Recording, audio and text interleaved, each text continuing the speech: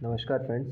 तो कल तक हम लोगों ने भारत की सारी झीलों के बारे में पढ़ा था और आज मैं आप लोगों को भारत के प्रमुख कृषि अनुसंधान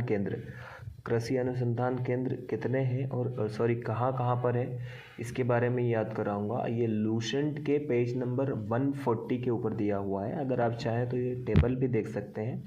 ये टेबल आप निकाल लीजिए और अपने जो पढ़ाई करेंगे उस टाइम पे ये जो निमोनिक्स मेरे हैं इनको भी याद करेंगे तो बहुत अच्छे से आपको याद हो जाएगा। सबसे पहले यहाँ पर दिया हुआ है केंद्रीय चावल अनुसंधान केंद्र। केंद्रीय चावल अनुसंधान केंद्र कहाँ पर है? कटक में है।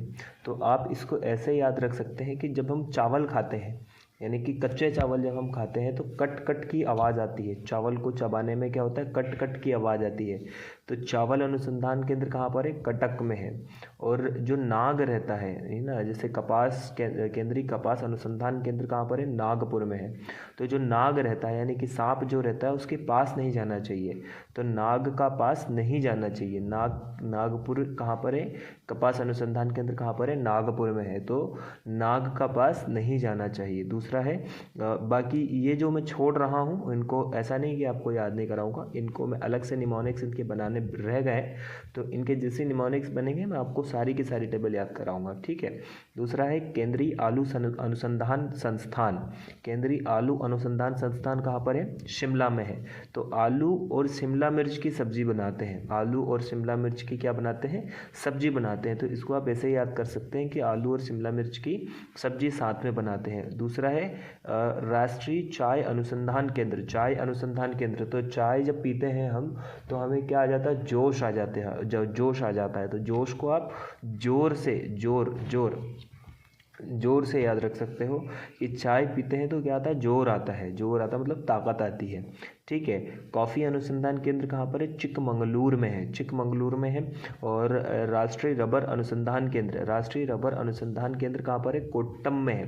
तो रबर जब हम बेल्ट लगाते हैं, कमर में जो बेल्ट बांधते हैं वो बेल्ट कैसा रहता है? रबर का रहता है। तो रबर का पट्टा, रबर का क्या है? पट्टा, रबर का पट्टा, रबर का पट्टा से रबर का कोट्टायम, रबर का क्या है? कोट्टायम। उसके बाद में राष्ट्रीय जूट अनुसंधान केंद्र, जूट अनुसंधान केंद्र। बैरक रहती है आर्मी वाले जो रहते हैं, पुलिस वाले या आर्मी वाले जो टेंट्स जो रहते हैं उनके टेंट को बैरक बोला जाता है। ठीक है। तो जूट, और वो कैसे बनती है? जूट की बनी होती है। ठीक है। जूट यानी कि जूट की बनी होती है वो। तो उसको आप ऐसे याद रख सकते हो, राष्ट्रीय जूट अनुसंधान केंद्र कहाँ पर है? बैरक में। और बैरक से क्या बनते हैं? जूट से क्या बनती है? बैरक बनती है। ठीक है। केंद्रीय अनुसंधान केंद्र तो राजमुंदरी। तो आप इसको ऐसे याद रख सकते हो कि जब हम तंबाकू कोई भी खाता है तो उसके पास में जैसे स्मेल आती है तो अजीब सी स्मेल रहती है, तो उसमें इंसान का दिमाग जो रहता है, मुद्रा जो उसकी जो बुद्धि रहती है वो ख़त्म हो जाती है। इसको ऐसे याद रख सकते हैं, तंबाकू खरीदने में मुद्रा जाती है। ठीक है। तो तंबाकू खरीदने में क्या जाती है? मुद्रा जाती है। तो राजमुंदरी जो कि मुद्रा जो जाती है वो वेस्ट हो जाती है। ठीक है। और तीसरा है केंद्रीय नारियल अनुसंधान केंद्र। नारियल अनुसंधान केंद्र को आप इस तरीके से याद रख सकते हो कि एक इंसान था, उसको नारियल फोड़ना था अपने किसी घुटने से। घुटने को मालवी में बोलते हैं गोड़ा। तो वो एक अपने दोस्त से बोलता कि काश मैं भी नारियल गोड़े से फोड़ सकता था, काश मैं भी नारियल गोड़ा से फोड़ देता। तो कासर गोड़ा। ठीक है। ये हो गई। आज हमने कौन कौन सी पढ़ी है? केंद्रीय चावल अनुसंधान केंद्र, चावल कट कट बचता है तो कटक में है। कपास अनुसंधान केंद्र, नाग का पास नहीं जाना चाहिए। आलू अनुसंधान केंद्र, आलू और शिमला मिर्च की सब्जी बनाते हैं। चाय पीते हैं तो जोर आता है। उसके बाद में कॉफ़ी का क्या है? चिकमंगलूर है। रबर का पट्टा होता है।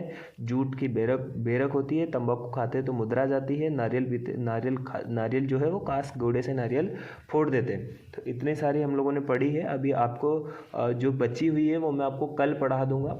गाइज आप लोगों से रिक्वेस्ट है कि आप लोग चैनल को लाइक शेयर और सब्सक्राइब करा करिए।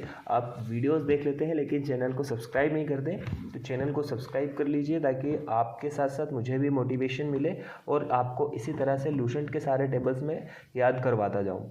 ठीक है गाइस, तो थैंक यू सो मच। आप कल क्या पढ़ना पसंद करेंगे, ये जो टेबल है इसके बाद क्या पढ़ना पसंद करेंगे, ये भी आप मुझे बता दीजिएगा तो हम उस हिसाब से मैं आपके लिए रेडी रहूँ। ठीक है guys, thank you so much.